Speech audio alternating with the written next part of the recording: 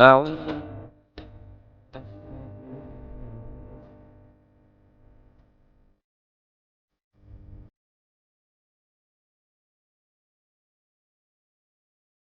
بدر اسلام کی تاریخ کا ایک اہم اور فیصلہ کن واقعہ ہے۔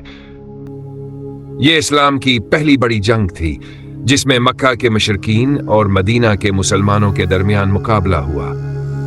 اس جنگ کا مقام مدینہ سے تقریباً 80 میل جنوب مغرب میں واقع بدر کا میدان تھا۔ اس جنگ کی اہم تفصیلات درج ذیل ہے۔ پس منظر اسلام کے ابتدائی دنوں میں مکہ کے قریش نے مسلمانوں پر شدید ظلم و ستم ڈھائے۔ جب مسلمانوں نے مدینہ کی طرف ہجرت کی تو قریش نے مسلمانوں کی جائیدادیں ضبط کر لیں اور انہیں مزید نقصان پہنچانے کی کوششیں جاری رکھیں۔ مدینہ پہنچنے کے بعد رسول اللہ صلی اللہ علیہ وسلم نے مسلمانوں کو منظم کیا اور مدینہ کے ارد گرد کے قبائل سے امن کے معاہدے کیے۔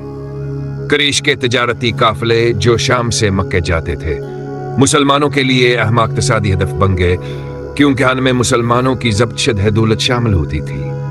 ان قافلوں کو روکنے کے لیے مسلمانوں نے کئی مہمات ترتیب دیں۔ ابو سفیان کی قیادت میں ایک بڑا قافلہ شام سے مکہ واپس آ رہا تھا اور مسلمانوں نے اسے روکنے کی منصوبہ بندی کی۔ جنگ کی تیاری قریش کو جب ہاتھ لاملی کے مسلمان قافلے پر حملہ کرنے والے ہیں تو انہوں نے اپنی حفاظت کے لیے مکہ سے ایک بڑا لشکر روانہ کیا جس میں تقریباً 100 جنگجو شامل تھے۔ دوسری طرف رسول اللہ صلی اللہ علیہ وسلم نے مدینہ سے 30 مسلمانوں کو لے کر میدان بدر کا رخ کیا۔ مسلمانوں کے پاس نہ تو مناسب ہتھیار تھے اور نہ ہی زیادہ وسائل۔ ان کے پاس صرف دا گھوڑے اور چندہ اونٹ تھے، جبکہ قریش کے پاس طاقتور گھوڑے، اونٹا اور جنگ کے سامان موجود تھا۔ جنگ کا آغاز بدر رمضان کی صبح دونوں افواج بدر کے میدان میں آمنے سامنے ہوئی۔ مسلمانوں نے اللہ پر توکلا اور رسول اللہ صلی اللہ علیہ وسلم کی قیادت میں اپنی صفیں منظم کی۔ جنگ کا آغاز روایتی عرب طریقے سے ہوا جس میں پہلے انفرادی مقابلے ہوئے۔ حضرت حمزہ، حضرت علی اور حضرت عبیدہ نے قریش کے جنگجوؤں کو شکست دی۔ فیصلہ کن لمحات مسلمان تعداد اور وسائل میں کمزور ہونے کے باوجود اپنے ایمان، اتحاد، جنگی حکمت عملی کی وجہ سے قریش پر غالب آئے۔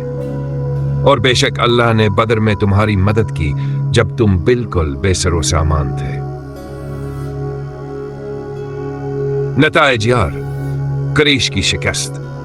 قریش کے 86 جنگجو مارے گئے جن میں ان کے اہم سردار ابو جہل بھی شامل تھے، جبکہ وسط کو قید کیا گیا۔ مسلمانوں کی فتح۔ مسلمانوں کے پول شہدا ہوئے، لیکن یہ فتح ان کے لیے ایک عظیم تقویت کا باعث بنی۔ اسلام کی تقویت۔ اس فتح نے مسلمانوں کے حوصلے بلند کیے اور مدینہ میں ان کی حیثیت کو مضبوط کیا۔ غنیمت۔